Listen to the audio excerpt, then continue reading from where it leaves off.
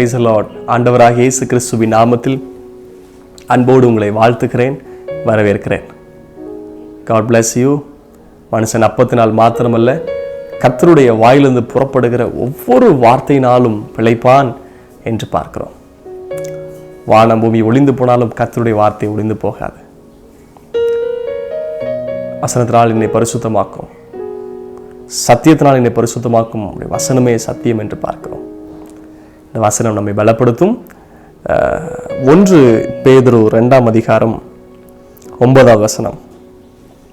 1 Peter chapter 2 verse 9. நீங்களோ உங்களை அந்தகாரத்தினின்று தம்முடைய ஆச்சரியமான ஒளிநடத்திற்கு வரவழைத்தவருடைய புண்ணியங்களை அறிவிக்கும்படிக்கு தெரிந்து கொள்ளப்பட்ட சந்ததியாயும் ராஜரீக ஆசாரிய கூட்டமாயும் பரிசுத்த ஜாதியாயும் அவருக்கு சொந்தமான ஜனமாயும் இருக்கிறீர்கள். மீண்டும் அந்த வசனத்தை கவனியுங்கள். 1 Peter chapter 2 verse 9. நீங்களோ உங்களை அந்தகாரத்தினின்று தம்முடைய ஆச்சரியமான ஒளிநடத்திற்கு வரவழைத்தவருடைய புண்ணியங்களை அறிவிக்கும்படிக்கு தெரிந்து கொள்ளப்பட்ட சந்ததியாயும் ராஜரீக ஆசாரிய கூட்டமாயும் பரிசுத்த ஜாதியாயும் அவருக்கு சொந்த ஜனமாயும் இருக்கிறீர்கள். ஜெபிக்கலாமா? இருக்கிற இடங்களில் தலைகளை தாழ்த்தி ஆண்டவரிடத்துல ஜெபிக்க போகிறீங்க. ஆண்டுடைய வார்த்தை கேட்கறதுக்கு முன்னாடி ஒருவேளை உங்களுக்கு பல ஏக்கங்கள், ஜெப விண்ணப்பங்கள், பாரங்கள் இருக்கலாம். கர்த்தருடைய வசனம் சொல்லுகிறது, என் நாமத்தினால் எதை கேட்டாலும் அதை நான் செய்வேன் சொல்லியிருக்கிறார். வேண்டிக் கொள்வதற்கு முன்பதாகவே இன்னது தேவை என்று அறிந்திருக்கிறார். அப்படின்னா ஜெபிக்கணும், ஜெபிக்கிறதுக்கு முன்னாடியே தேவைன்னு அறிஞ்சிருக்கிறார். என் நாமத்தினால் எதையும் கேட்கவில்லை, நாமத்தினால் எதை கேட்டாலும் தருவேன் சொல்லியிருக்கிறாரே. என்னை நோக்கி கூப்பிடு, அப்பொழுது அறியாத மெட்டாதமான பெரிய காரியத்தை உனக்கு அறிவிப்பேன் சொல்லியிருக்கிறாரே. விசுவாசத்தோடு ஜெபம் பண்ணுங்க. உங்களுக்கு ஒரு ஏதாவது ஒரு காரியங்கள் நடக்கணும் என்கிற ஒரு ஏக்கம், ஜெபம், எதிர்பார்ப்பு, வாஞ்சம் இருக்கலாம், பாரம் இருக்கலாம். அந்த காரியத்தை நீங்கள் தேவ சமூகத்தில் இறக்கி வையுங்கள். உங்களுக்காக ஒரு விசேஷமான ஜெபத்தை ஏறெடுக்கிறேன். நீங்களும் விசுவாசத்தோடு ஜெபம் பண்ணுங்க. நீங்க ஜெபித்துக்கு அற்புதம் நடக்கும். கர்த்தருடைய செவி பந்தமாகல, இப்போ கேட்டிருக்கிறார். கேட்ட அற்புதத்தை செய்ய முடியும். ஜெபிக்கலாமா? விசுவாசத்தோடு ஜெபம் பண்ணுங்க. ஹல்லேலூயா. உம்மால் கூடும், எல்லாம் கூடும், ஒரு வார்த்தை சொன்னால் போதும். ஐயா உம்மால் கூடும், எல்லாம் கூடும், ஒரு வார்த்தை சொன்னால் போதும். ஐயா ஒரு வார்த்தை சொன்னால் போதும். ஐயா ஒரு வார்த்தை சொன்னால் போதும். கிருபை நிறைந்த தேவனே, இயேசுவின் நாமத்தில் ஜெபிக்கிறேன். ஆண்டவரே, விசேஷ ஜெப காரியத்தோடு இவர்கள் விசுவாசித்து அறிக்கை பண்ணி ஜெபித்து கொண்டிருக்கிற இந்த நேரத்தில் இவர்களுக்காக வாதாடுவீராக. இவர்களுக்கு எதிராக இருக்கிற ஆமானை போல காரியங்கள் நிர்மூலமாக்கப்படட்டும். ஆமானின் சதித்திட்டத்தை போல சதித்திட்டங்கள் இவருக்கு விரோதமாக எழும்பியிருந்தால் நிர்மூலமாக்கப்படும்படி ஜெபிக்கிறேன். ஹல்லேலூயா. கர்த்தர் இவர்களுக்காய் யுத்தம் பண்ணுவீராக. கர்த்தர் இவர்களுக்காய் கிரியை செய்வீராக. உடைய பலத்த கரம், ஓங்கிய புயம் இவர்களுக்காய் கிரியை செய்யும்படிக்கு ஜெபிக்கிறேன். ஆண்டவர் எந்தெந்த காரியத்துக்கெல்லாம் இப்ப ஜெபிச்சுட்டு இருக்கிறாங்களோ, இயேசுவின் நாமத்தில் அற்புதம் நடக்கும்படிக்கு ஜெபிக்கிறேன். ஹல்லேலூயா. உடைய கிரியை செய்கிற வல்லமையின் கரம் இவர்கள் மேல் வெளிப்படட்டும். பிள்ளைகளுக்காக ஜெபிக்கிறாங்கப்பா, பிள்ளைகள் ரட்சிக்கப்படட்டும். சரீர பலவீனம் மாறும்படிக்கு ஜெபிக்கிறாங்க. சரீர பலவீனங்கள் இயேசுவின் நாமத்தில் மாறட்டும். ஆண்டவரே, ஒரு உயர்வுக்காக ஜெபிக்கிறாங்க. இயேசுவின் நாமத்தில் உயர்வு வரட்டும். ஹல்லேலூயா. குடும்பத்தின் நடுவில் இவர்கள் ஆசீர்வாதமாக இருப்பார்களா என்று சொல்லி ஜெபிக்கிறேன். எந்தெந்த காரியத்தை ஜெபிக்கிறாங்களோ விசுவாசி ஜெபிக்கிறாங்கப்பா. விசுவாச தேவனுடைய மகிமை காண்பாயின்னு சொன்னீங்களே, விசுவாசம் இதை கேட்டால் தருவேன்னு சொன்னீங்களே. ரீ மகா சியாந்தா, நான் இப்பொழுது ஜெபிக்கிற நேரத்தில் ஒரு அற்புதம் நடக்கும்படி நான் ஜெபிக்கிறேன். உடைய இரத்த கோட்டைக்குள் இவங்களை வைத்துக் கொள்ளுங்க. கிருபையின் கரங்கள் இவங்களை பாதுகாக்கட்டும். உடைய சமூகம் இவர்களை சூழ்ந்திருக்கும்படிக்கு ஜெபிக்கிறேன், ஆசீர்வதிக்கிறேன். ஆசீர்வதிக்கிறேன். இயேசுவின் நாமத்தில் ஜெபிக்கிறேன் பிதாவே. ஆமென், ஆமென். விசுவாசிங்க. ஆமென். கர்த்தருடைய வசனத்தை தியானிப்போம். இந்த வசனத்தில் பார்க்கும்போது அந்தகாரத்திலிருந்து தம்முடைய ஆச்சரியமான ஒளிநிலத்திற்கு வரவழைக்கப்பட்டவருடைய புண்ணியங்களை அறிவிக்கும்படிக்கு தெரிந்து கொள்ளப்பட்ட சந்ததியாயும், சூசன் ஜெனரேஷன், ஆங்கிலத்தில் சூசன் ஜெனரேஷன், ராஜரிக ஆசாரிய கூட்டமாயும், ராயல் பிரீஸ்ட்ஹுட், அதுக்கப்புறம் பரிசுத்த ஜாதியாயும், அது இங்கிலீஷில் எப்படி இருக்குதுன்னா ஹோலி நேஷன், பரிசுத்த ஜாதியாயும், இன்னொன்று அவருக்கு சொந்த ஜனமாயும், ஓன் பீப்புள். இப்படி பல காரியங்கள் அவருடைய புண்ணியத்தை, அவருடைய நற்செய்தி அறிவிக்கும்படிக்கு நம்மளை ஒரு பிரீஸ்ட்ஹுட்டா, ஒரு ஆசாரியத்துவத்தை கொடுத்திருக்கிறார்.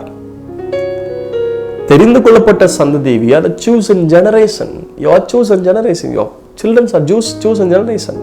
Your family is chosen generation.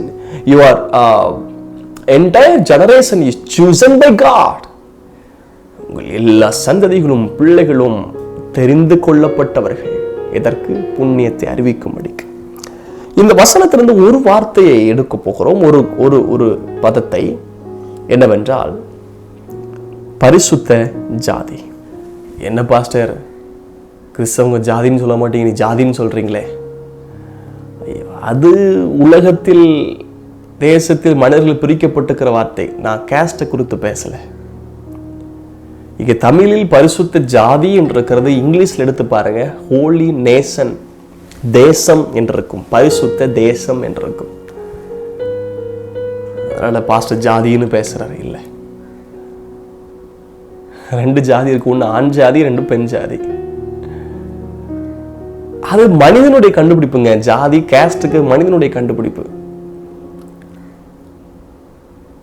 உலகத்தில் எல்லாருமே ஒரு சேம் தான். ஆண்டவர் யாரு பச்சை பாதம் பார்க்கிறவர் அல்ல, பிரித்து பார்க்கிறவர் அல்ல. தொழில் அடிப்படையில் பிரிச்சாங்க. இந்த வேலையை, இழிவான வேலையை செய்யறவங்க தாழ்த்தப்பட்டவங்க என்றும், தலை என்றும், இடுப்பு என்றும், கால் என்றும், பாதம் என்றும் பிரித்தார்கள். ஆண்டவரோட பிரிச்சு பார்க்கறது அல்ல. அவர் தலையா இருக்கிற நாம எல்லாம் சரீரமா இருக்கிறோம். ஆகவே இதுல பேசப்படுகிற இந்த ஜாதி அதையெல்லாம் பரிசுத்த, தெரிந்து கொள்ளப்பட்ட பரிசுத்த ஜாதி. வேதத்தில் ரெண்டு விதமான ஜாதியை மிக முக்கியமாக போட்டிருக்குது. அது இன்னொன்று எங்க போடப்பட்டிருக்கிறது, அதுக்கு முன்னாடி இன்னொரு வசனத்தை கூட வாசிங்க. பரிசுத்த ஜாதி. யாத்திராகமம் 19ஆம் அதிகாரம் 5ஆம் வசனம் 6ஆம் வசனம். யாத்திராகமம் 19ஆம் அதிகாரம் அந்த வசனத்தை நான் வாசிக்கிறேன். Exodus chapter 19 verse 5 and 6. இப்பொழுது நீங்கள் என் வாக்கை உள்ளபடி கேட்டு என் உடன்படிக்கையை கைக்கொள்வீர்களானால் சகல ஜனங்களிலும் நீங்கள் எனக்கு சொந்த சம்பத்தாய் இருப்பீர்கள். பூமியெல்லாம் என்னுடையது. verse 6 6ஆம் வசனம். நீங்கள் எனக்கு ஆசாரிய ராஜ்யமும் பரிசுத்த ஜாதியுமாய் இருப்பீர்கள் என்று இஸ்ரவேல் புத்திரருடைய சொல்ல வேண்டிய வார்த்தைகள் என்றார். பரிசுத்த ஜாதியாய் இருப்பீர்கள்.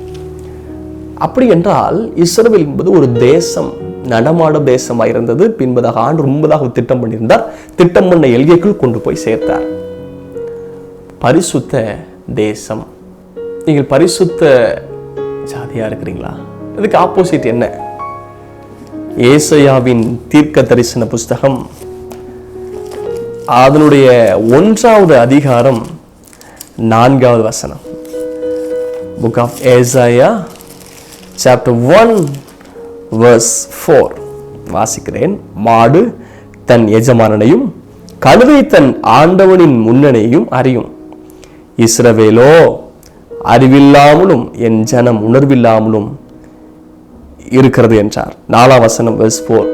சாரி, நான் 3rd வாசித்த verse 4. ஐயோ, பாவமுள்ள ஜாதியும் அக்கிரமத்தால் பாரம் சுமந்த ஜனமும் பொல்லாதவர்களின் சந்ததியும் கேடு உண்டாக்குற புத்திரருமாய் இருக்கிறார்கள். கர்த்தரை விட்டு இஸ்ரவேலின் பரிசுத்தருக்கு கோபம் உண்டாக்கி பின்வாங்கி போனார்கள். அந்த 4ஆம் வசனத்துடைய ஆரம்ப வரிகளை பாருங்கள். ஐயோ, பாவமுள்ள ஜாதியும். பாவமுள்ள ஜாதி. எனக்கு செய்தி என்னவென்றால், நீங்க பரிசுத்த ஜாதியா பாவமுள்ள ஜாதியா? உலகத்தில் பேசப்படுகிற ஜாதி குறித்து நான் பேசவில்லை. நீங்கள் பரிசுத்த தேசமா பாவமுள்ள தேசமா? ஆண்டவர் ஆபிரகாம்கிட்ட சொல்றார், நான் உன்னை பெரிய ஜாதி ஆக்குவேன். அப்படின்னா உன்னை பெரிய தேசம் மாற்றுவேன். உனக்குள் பூமியில வம்சமெல்லாம் ஆசீர்வதிக்கப்படும் ஒரு இஸ்ரவேலை எழுப்புகிறார். அது இஸ்ரவேலை ஒரு தேசமாய் மாற்றுகிறார். முழு உலகத்துக்கு இஸ்ரவேலுடைய கண்டுபிடிப்பு எல்லாம் ஆசீர்வாதமா இருக்குது. பெரிய பெரிய கண்டுபிடிப்புகள், நாம் பயன்படுத்தப்படுகிற ஒவ்வொரு காரியங்களும் ஆரம்பம் எங்கிருந்து வந்துச்சுன்னா இஸ்ரவேல் தேசத்தினுடைய கண்டுபிடிப்பா இருந்தது. யூதனுடைய கண்டுபிடிப்பா இருந்தது. யூதன் எங்க உள்ளவர்கள்? இஸ்ரவேல் தேசத்தை சார்ந்தவர்கள். பூமியில் உள்ள வம்சம் எல்லாம் உனக்குள் ஆசீர்வதிக்கப்படும். நான் உன்னை பெரிய ஜாதி ஆக்குவேன். I will make you as a great nation. பரிசுத்த ஜாதி, பாவமுள்ள ஜாதி. இது என்ன அர்த்தம்னா, பரிசுத்தம். பரிசுத்தம் என்ன? What do you mean by holy? Dedicated. தீர்மானிக்கப்பட்டது. என்ன தீர்மானம் அப்படின்னா, concentrated means to set apart.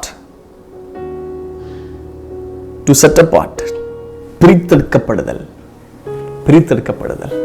இத பரிசுத்த தேசம் என்றால், பரிசுத்த ஜாதி என்றால் பிரித்தெடுக்கப்பட்டவர்கள்.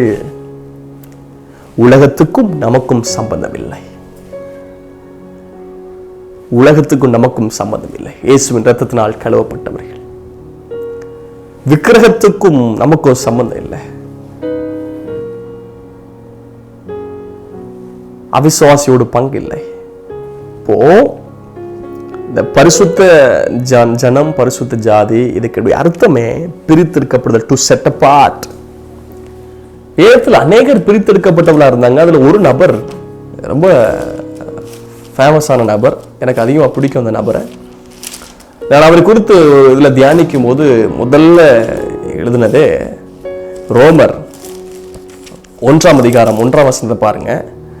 ரோமர் 1ஆம் அதிகாரம் 1ஆம் வசனம். அவரை குறித்து இன்ட்ரோடக்ஷன் கொடுக்கும்போது, இயேசு கிறிஸ்துவின் ஊழியக்காரனும் அப்போஸ்தலனாகும்படி அழைக்கப்பட்டவனும் தேவனுடைய சுவிசேஷத்திற்காக பிரித்தெடுக்கப்பட்டவனும் ஆகிய பவுல். அதுல 3 காரியம் போட்டுக்கிறது. ஃப்ரம் அட்ரஸ், ஒரு லெட்டர். அதனால முதல் வசனம் ஃப்ரம்மும், 2வது வசனம் டு, அனுப்புனர் பெறுநர். அந்த அனுப்புனர்ல யார் அப்படின்னா ஊழியக்காரன், அழைக்கப்பட்டவன், 3வது பிரித்தெடுக்கப்பட்டவன். இந்த பவுல் யாருன்னா பிரித்தெடுக்கப்பட்டவன். எங்கிருந்து பிரித்தெடுத்தார்? கொலைக்காரன் இருந்தார், அங்கிருந்து பிரிச்செடுத்தார். ஸ்தேவன் மரிக்கிறதுக்கு காரணமா இருந்தார், அங்கிருந்து பிரித்தெடுத்தார். பிரித்தெடுக்கப்பட்டவன்.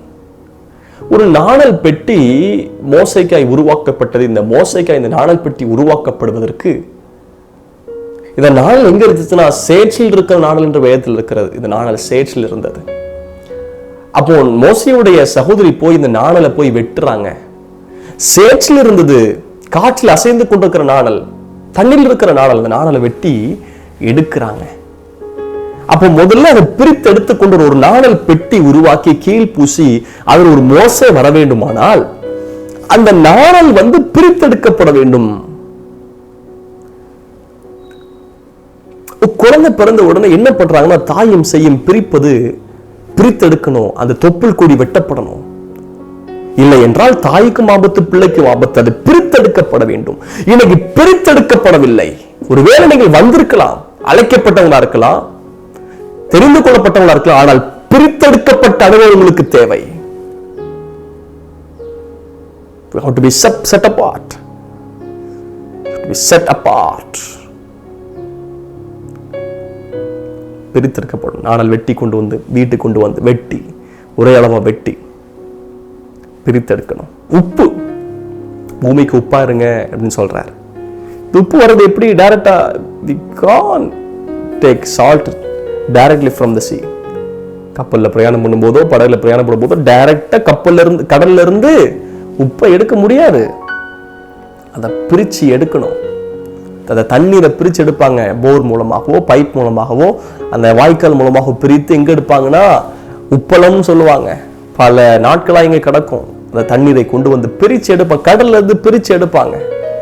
சூரிய வெளிச்சத்துல காற்றுல கடக்கும், வற்றும். பிரித்தெடுக்க வேண்டும். குயவன் வீடு வேதத்துல பார்க்கிறோம். குயவன் வீட்டுல பானை செய்யறதுக்கு மண் இருக்கும். எங்க வெளியே ஏராளமான மண் இருக்குது. ஆனால் அதுல இருந்து கொஞ்சத்தான் எடுத்து கொண்டு வந்து அவர் வீட்டுல கிடக்குது. அதுலயும் கொஞ்சத்தை எடுத்து என்ன பண்றாருன்னா பாண்டை செய்யறது கையில வைக்கிறார். அப்படிப்பட்ட அதுமே கையில குயவன் கையில் கெட்டு விட்டது. அப்படியும் வணைகிறார். கொஞ்ச காரியத்திற்காக தேவன் நம்மை பிரித்து எடுத்திருக்கிறார். இது உலகத்துக்கு எனக்கு சம்பந்தம் இல்லை. பிரித்தெடுக்கப்பட்டவனா இருக்கணும். வேறுபட்ட ஜீவியம், மாறுபாடு உள்ள இந்த சந்தை விட்டு விலகி அப்படின்னு அப்போஸ்தலர்ல பார்க்கிறோம். நான் பிரித்தெடுக்கப்பட வேண்டும். உங்களுக்கு அவங்களுக்கு வித்தியாசம் தெரியணும். நீங்க ஒரு இடத்துல போய் நிற்கும் போது நீங்க விசுவாசிங்கிற வித்தியாசம் தெரியணும். கிறிஸ்டியன் வித்தியாசம் தெரியணும். நீ ஆண்டவர் ஏற்றுக்கொண்டவங்க என்கிற வித்தியாசம் தெரியணும். பெர்க்மான்ஸ் ஐயாவுடைய ஒரு வர்ஷிப்பை கவனிச்சிட்டு இருந்தேன். பரிசுத்த ஆவியை குறித்து பேசிக் கொண்டிருந்தாங்க. அதுல உயிர்ப்பிக்கிறார், உருவாக்குகிறார், ஊக்குவிக்கிறார் அப்படின்னு ஊழையே பேசிட்டு இருந்தாங்க. அதுல கடைசி அவங்க சொன்னாங்க, உடுத்துவிக்கிறார். பரிசுத்த ஆவியில தரிக்கப்பட்டிருக்கிறீங்களே, ஆடையா தரிசி உடுத்துவிக்கிறார். அப்போ அதை சொல்லிட்டு இருக்கும்போது போலீஸ்னா அவருக்கு ஒரு ட்ரெஸ் இருக்குது, பக்கத்துல போக மாட்டோம். ஸ்கூல் பிள்ளைகளுக்கு ஒரு ட்ரெஸ் இருக்கு, எல்லாத்துக்கும் யூனிஃபார்ம் இருக்கு. அதே போல தேவனுடைய பிள்ளைக்கு பரிசுத்த ஆவியானவரை அப்படியே நம்ம தரித்திருக்கிறோம். பிரித்தெடுக்கப்பட்டவங்க என்கிறதை நாம் மற்றவங்களுக்கு தெரிவிக்க வேண்டும். Separated for sacred use by Lord. வேதத்துல பல இடத்துல கர்த்தருக்கு பரிசுத்தம் நேர்ந்து கொண்டாங்க. ஆசாரியனுடைய நெற்றியில் கர்த்தருக்கு பரிசுத்தம் என்று இருக்கும். அவருடைய எல்லா வஸ்திரங்களையும் பரிசுத்தப்படுத்த வேண்டும். சில காரியத்தை நான் உங்களுக்கு சொல்லுகிறேன், கவனியுங்கள். லேவியராகமம் 27 அதிகாரம் 14 வசனம். Leviticus chapter 27 verse 14. I will read for you. நான் உங்களுக்காக வாசிக்கிறேன். ஒருவன் தன் வீட்டை கர்த்தருக்கு பரிசுத்தம் என்று நேர்ந்து கொண்டார். வீட்டை பரிசுத்தம் என்று நேர்ந்து கொண்டார். அப்போ நம்முடைய வீடு கூட பிரித்தெடுக்கப்பட்டதா இருக்கணும். வீட்டுல தேவையில்ல சோசிக்காரனுடைய போட்டோவோ, சோசிக்காரன் கொடுத்ததோ, சாஸ்திரம் கொடுத்ததோ, விக்கிரகத்துடைய போட்டோவோ, தவறான காரியங்களுக்கு கூட பிளஸண்டா இருக்கணுங்க. வீட்டை பரிசுத்தம், வீட்டை கர்த்தருக்கு பரிசுத்தம் என்று நேர்ந்து கொண்டார். உங்க வீடு கர்த்தருக்கு பரிசுத்தம் என்று நேர்ந்து கொள்ள வேண்டும். அதே அதிகாரத்துல பாருங்க 15 வசனம் பாருங்க. தன் வீட்டை பரிசுத்தம் என்று நேர்ந்து கொண்டவன் மீட்டுக்கொள்ள மனதா இருந்தார். 19 வசனம் பாருங்க. வயலை பரிசுத்தம் என்று நேர்ந்து கொண்டவன். 18 வசனத்துல பார்க்கணும். யூபிலி வருஷத்துக்கு பின் தான் வயலை பரிசுத்தம் என்று நேர்ந்து கொண்டான். வயல் தனக்கு கொடுக்கப்பட்டிருக்கிற வயலை கூட பரிசுத்தம் நேர்ந்து கொள்றாங்க. ஹல்லேலூயா. அதுல 22 வசனம் பார்க்கிறோம். கர்த்தருக்கு பரிசுத்தம் என்று நேர்ந்து கொண்டார். 30 வசனத்துல பார்க்கிறோம். தேசத்திலே நிலத்தின் வித்திலும் விருட்சங்களின் கனியிலும் தசமபாகம் எல்லாம் கர்த்தருக்குரியது, அது கர்த்தருக்கு பரிசுத்தமானது. தசமபாகம் பரிசுத்தமானது. 32 வசனத்துல பார்க்கிறோம். கோலின் கீழ்பட்ட ஆடு மாடிலே 10ல் 1 பங்கா இருந்ததெல்லாம் கர்த்தருக்கு பரிசுத்தமானது. ஆடு மாடுலாம், ஆடு மாடு 10ல் 1 பங்கு எல்லாம் கர்த்தருக்கு பரிசுத்தமானது. 10ல் 1 பங்கு தசமபாகம் கர்த்தருக்கு பரிசுத்தமானது. ஆதியாகமம் 2 அதிகாரம் 3 வசனத்தை பார்க்கிறோம். ஒரு ஓய்வு நாளை ஆசீர்வதித்தார்.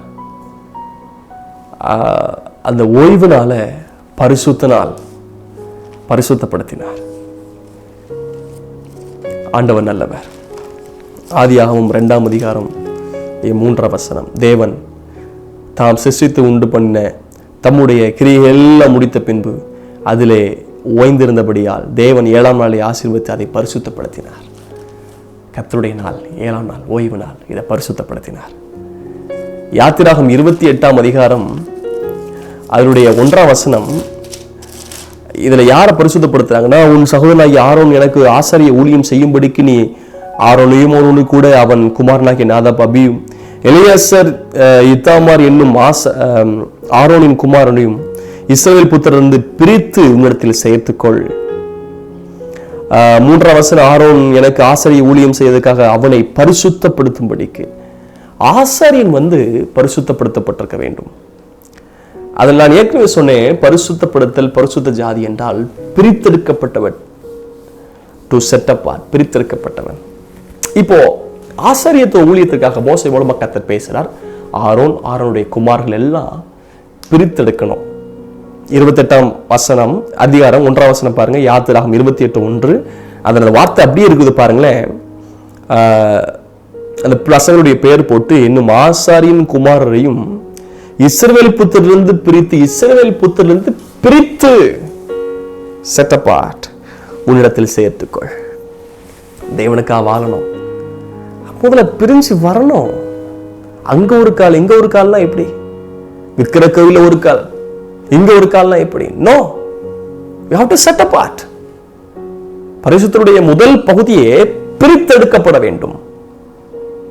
இன்னும் அங்கே வரி கொடுத்துட்டு இருந்தா, இன்னும் அங்கே தவறான காரியத்தில் இருந்தா, கள்ள உபதேசத்தில் இருந்தா, வேதம் போதிக்காத வழிபாட்டில் இருந்தா, வேதம் போதிக்காத விக்கிரக வழிபாட்டில் இருந்தா, அங்கிருந்து நீங்க பிரித்தெடுக்கப்பட வேண்டும். பிரித்தெடுக்கப்படணும். துன்மார்க்கத்திலிருந்து பிரித்தெடுக்கப்படணும். சாபத்திலிருந்து பிரித்தெடுக்கப்பட வேண்டும். ஹல்லேலூயா. வெளியே வரணும்னு சொல்றார். வெளியே வந்து பிரித்தெடுக்கப்படணும். அப்புறம் சேர்த்துக்கொள். ஒரு பகுதியை நாம தியானிக்க போகிறோம். ஒரு 3 காரியத்தை மட்டும் கற்றுக்கொள்ள போறேன். இப்ப ஆசாரியனை பிரித்தெடுத்து சேர்க்க சொல்றார். ஆசாரியன் பரிசுத்தம் உள்ளவனா இருக்கணும் அப்படின்னு சொல்றார். லேவியராகமம் 8ஆம் அதிகாரம் அதனுடைய அதிகாரங்கள் நீங்க 18ஆம் வசனத்துல இருந்தே பாத்தீங்கன்னா பல காரியம் போடப்பட்டிருக்கும். Leviticus chapter 8 verse 23 and 24. லேவியராகமம் 8ஆம் அதிகாரம் 23ஆம் வசனம் 24ஆம் வசனம். பின்பு அது கொல்லப்பட்டது. மோசே அதன் இரத்தத்தில் கொஞ்சம் எடுத்து ஆரோனுடைய வலது காலின் மடலிலும் வலது கையின் பெருவிரலிலும் வலது காலின் பெருவிரலிலும் பூசினார். ஆரோனுடைய குமாரரையும் அழைத்தான். மோசே அந்த இரத்தத்திலே கொஞ்சம் அவர்களுடைய வலது காலின் மடலிலும் வலது கையின் பெருவிரலிலும் வலது காலின் பெருவிரலிலும் பூசி இரத்தத்தை பலிபீடத்தின் மேல் சுற்றிலும் தெளித்து. ஆளுடைய நாமத்து மகிமை உண்டாகட்டும். ஒரு ஆசாரியனை கர்த்தருக்கு பரிசுத்த ஊழியம் செய்ய, பரிசுத்த ஸ்தலத்துக்கு செல்ல அவனை அபிஷேகம் பண்ண நாளில பலி செலுத்தி, தகன பலி செலுத்தி இந்த ரத்தத்தை எங்க பூசுறாங்கன்னா, கர்த்தர் பேசுறார். ஆசாரியனுடைய வலது காலின் மடலிலும் வலது கையின் பெருவிரலிலும் வலது காலின் பெருவிரலிலும் பூசணும் அப்படின்னு சொல்றார். அப்ப பிரித்தெடுக்கப்பட்டவன் இரத்தத்தினால் சுத்திகரிக்கப்பட்டவனா இருக்கணும். காது, கை, கால், இந்த 3 ஒரு மனிதனுடைய வாழ்க்கையில் மிக மிக மிக முக்கியமானது. காதுகள், முதலாவது காதில் ரத்தம் பூசப்பட வேண்டும். தவறான செய்திகளை கேட்பதனால தான் யாராவது குற்றப்படுத்தி பேசுறாங்க, அதை கேட்டுட்டு இருக்கிறோம். அதை நம்ம வேற இடத்துல சொல்றோம் வித்தியாசமா. யாராவது ஒருத்தர் கொடுத்து குறை சொன்னாங்க, அதை கேட்டுட்டு இருக்கிறோம். அந்த இடத்துல நம்ம நிற்க வேண்டாம். நம்முடைய காதுகள் பரிசுத்தமாக்கப்படட்டும். ஏதேன் தோட்டத்துல 2 விதமான வார்த்தைகள் வந்தது. ஆதியாகமம் 3:8 பார்க்கிறோம். தேவனுடைய சத்தம் தோட்டத்தில் வந்தது. 3ஆம் அதிகாரம் 2ஆம் வசனத்தை ஆதியாகமத்தில் பார்க்கிறோம். சர்ப்பத்தின் சத்தம், பிசாசுடைய சத்தமும் கேட்டது, தேவனுடைய சத்தம் கேட்டது. நம்முடைய காது தேவனுடைய சத்தத்தை கேட்கிறதா இருக்கட்டும். யுத்தத்தை செய்ய வேண்டும். தாவீது பெலிஸ்தியரை மேற்கொண்டு போக வேண்டும். ஆனால் தாவீது ஆண்டவரை போய் கேட்கிறார், ஆண்டவர் என்ன செய்யணும், மேற்கொண்டு போகலாமான்னு கேட்கும்போது கர்த்தர் சொல்றார், முசுக்கிட்ட செடிமுள் வருகிற ஓசை நீ கேட்கும்போது போலாம். எலியாவுக்கு பெருமளி இரைச்சல் சத்தம் கேட்டது. காதுகள் கர்த்தருடைய சத்தத்தை கேட்கிறதா இருக்கட்டும். இஸ்ரவேல் ஜனங்களுடைய சபையை கூட்டுவதற்கு எக்காலங்களை ஊதுவாங்க, ஆராதிப்பதற்கு எக்காலங்களை ஊதுவாங்க. நமக்கு ஒரு எக்காலம் ஊத போகிறது. எக்கால சத்தத்தோடு, பிரதானவருடைய சத்தத்தோடும் தேவ எக்காலத்தோடும் வரப்போகிறார். நம்முடைய காது எக்கால சத்தம் கேட்கிற காதாய் மாறட்டும். கர்த்தரை குறித்து கேட்கிற காதை மாறட்டும், தேவ சத்தம் கேட்கிற காதை மாறட்டும். ஒரு சின்ன சாமுவேல் தேவனுடைய ஆலயத்தில் கர்த்தருடைய சத்தம் கேட்டான். அது 3 முறை அந்த சத்தம் துணித்தது. கர்த்தருடைய சத்தத்தை ஐடென்டிஃபை பண்ண, கர்த்தருடைய சத்தத்தை கேட்கிற காதாய் மாறட்டும். 7 சபைகளுக்கு சொல்ற வெளிப்படுத்தல, அந்த 7 சபைகளுக்கும் ஆவியானவர் சபைகளுக்கு சொல்கிறதை காதுள்ளவன் கேட்க கடவன் சொல்றார். ஆவியானவர் சபைகளுக்கு சொல்றதை காதுள்ளவன் கேட்க கடவன் சொல்றார். காதுள்ளவன் ஏன் காது கொடுத்தார்? கர்த்தருடைய வார்த்தை கேட்பதற்காக. ஹல்லேலூயா. செவியில அடக்கம் நமக்கு வேணும். 85 ஆசாரியர்கள் கொல்லப்பட்டாங்க. காரணம் என்ன தெரியுமா? சங்கீதம் 52ஆம் சங்கீதத்துடைய டைட்டில்ல பார்க்க முடியும். 1 சாமுவேல் 22ஆம் அதிகாரம் 9ஆம் வசனம், 10ஆம் வசனம், 18ஆம் வசனத்துல சவுல்கிட்ட போய் சொல்றாங்க, இப்படி தாவீது இங்க வந்தான், ஆசாரியின் பட்டயத்தை கொடுத்து விடுறாரு, அப்பத்தை கொடுத்து விடுறாரு. இந்த செய்தியை சொல்லும்போது சவுல் 85 ஊழியரை கொண்டு போடுறார் காது. ஆனா அதுக்கு முன்பு அபிஷேகம் பண்ணப்பட்ட போது ஒரு விரோதமாய் தவறா பேசுறாங்க. பெலியா குமார் இவனுக்கு காணிக்கலாம் கொடுக்க முடியாது அப்படிலாம் தேவலாமா பேசும்போது 1 சாமுவேல் 10ஆம் அதிகாரம் 27ஆம் வசனத்துல சவுல் காது கேளாதவன் போல் இருந்தான். பல சந்தர்ப்பத்தில் நம்ம காது கேளாதவன் போல இருக்கணும். நீதிமொழிகள் 21ஆம் அதிகாரம் 28ஆம் வசனத்துல பார்க்கிறோம், பொய் சாட்சிக்காரன் கெட்டு போவான், செவி கொடுக்கிறவனோ எப்பொழுதும் பேசத்தக்கவன். செவி கொடுக்கிறவன் பேசத்தக்கவன் ஆவான். சில காரியத்தை நம்ம செவி கொடுத்து கேட்டோம்னா திரும்ப அகேன்ஸ்டா பேசிடுவோம், பேசத்தக்கவன் ஆவான்னு போட்டிருக்கு. அப்பனுடைய செவியில பரிசுத்தம். ஆண்டவரே என் காது ரத்தத்தினால் சுத்திகரிங்க. ஆசாரியனுடைய காதுல ரத்தம் பூசப்பட்டிருக்கும், வலது காதுல. பல காரியங்கள் இருக்குதுல. இப்படி காது பரிசுத்தமாகட்டும். 2வது வலது கையின் பெருவிரல்ல இது the thumb doing the will of God, தேவனுடைய சித்தம் செய்தல். நம்முடைய கை தேவனுடைய சித்தம் செய்யட்டும். கொடுக்கிற கையா மாறட்டுங்க. மற்றவங்களை அரவணைக்கிற கையா மாறட்டும். ஊழியத்தை தாங்குகிற கையா மாறட்டும். கர்த்தருடைய ஆலயத்திற்கும் கர்த்தருடைய ஊழியக்காரங்களை தன்னுடைய கரங்களை உயர்த்தி, பரிசுத்த கரங்களை உயர்த்தி நிற்கிற கர்த்தருடைய ஊழியக்காரங்களே, மோசே தன்னுடைய கரத்தை உயர்த்தி நிற்கும் போது ஊரும் மாறனும் சேர்ந்து தன்னுடைய கரத்தினால் தாங்கினாங்க. மோசையுடைய கை தளர்ந்த போது கை தாங்குகிற கையாய் மாறட்டும். கரத்தில் அபிஷேகம் உண்டாகட்டும். கரத்தில் பரிசுத்தம் உண்டாகட்டும். கை சுத்தமுள்ள கையாய் மாறட்டும். ஆனால் யூதாசை குறித்து சொல்லும் போது நீங்க எல்லோரும் சுத்தமுள்ளவர்கள் அல்லன்னு சொல்றாரு. உடைய கை தேவ சித்தம் செய்ய கையாய் மாறட்டும். 3வது வலது காலின் பெருவிரல்ல பூசுவாங்க. ஒவ்வொரு நாள் நடக்கையை காண்பிக்கிறது. ஒவ்வொரு நாளும் தேவனுடைய பாதையில் நடக்கணும். ஒவ்வொரு நாளும் நீதியின் பாதையில் ஜீவன் உண்டு, பாதையில் மரணம் இல்லை. நீதியின் பாதையில் நடக்கணும். இந்த வார்த்தை கேட்ட உங்களுக்குள்ள பரிசுத்தம் உண்டாகணும். பிரித்தெடுக்கப்பட்டவன் அவனுடைய காதில் ரத்தம் பூசப்படணும், அவனுடைய கையில் ரத்தம் பூசப்படணும், கால் விரல் ரத்தம் பூசப்படணும். நான் பிரித்தெடுக்கப்பட்டவன், என் காது பரிசுத்தமாகவும் என் கை பரிசுத்தமாகவும் என் கால் பரிசுத்தமாகவும் இருக்கும். ஆண்டவர்கிட்ட அர்ப்பணிப்போம். ஆண்டவரே, என்னை பிரித்தெடுக்கப்பட்டவனா மாற்றுங்க. தகப்பனே, இயேசுவின் நாமத்தில் ஜெபிக்கிறேன். இந்த வார்த்தை கேட்ட ஒவ்வொருவரும் பிரித்தெடுக்கப்பட்டவங்களா மாறணுமே. செய்தி கொடுத்த நானும் கேட்ட ஒவ்வொருவரும் தங்களுடைய காதுகளில் பரிசுத்தம், கைகளில் பரிசுத்தம், காலில் பரிசுத்தம் உண்டாகும்படி ஜெபிக்கிறேன். பிரித்தெடுக்கப்பட்ட நிலைமையில உமக்காய் வாழ கிருபை தாரும். பரிசுத்த ஜாதியாய் மாறணும். பாவமுள்ள ஜாதியாய் இல்லை, பரிசுத்த ஜாதியாய் வாழ கிருபை தாரும். ஆசீர்வதிக்கிறேன் இயேசுவின் நாமத்தில் பிதாவே, ஆமென். God bless you.